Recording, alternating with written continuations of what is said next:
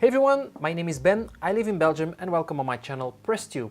Now in this video I'm gonna do something different than I normally do. Normally I cast brass or aluminium and now I'm gonna cast lead. These are lead bricks and yeah, I'm gonna melt them and then I'm gonna cast an anvil from them. These are two halves which I printed on my 3D printer and yeah, I'm gonna cast it in lead. Now I'm gonna use two crucibles for this. And the reason for that is, for filling up this mold I will need one full crucible, but when I do it with one crucible it's impossible to lift it out of the furnace, guys. To give you an idea how heavy it is, if you take two of these buckets and you fill them with water, they will weigh even less than one of these crucibles filled with lead. Yeah, that's how heavy your lead is. So I'm gonna use two crucibles and I'm only gonna fill them halfway up.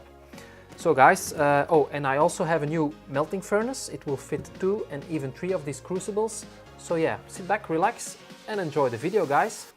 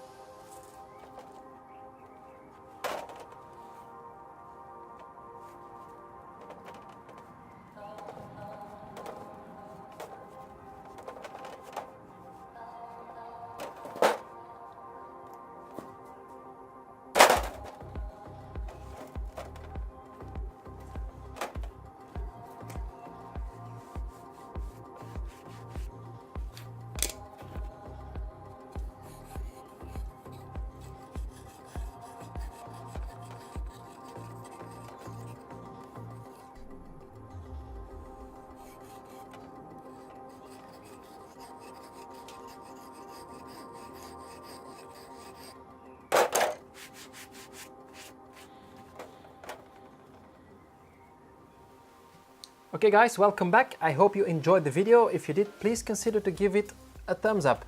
Now, this is the 3D print that I used to make the mold.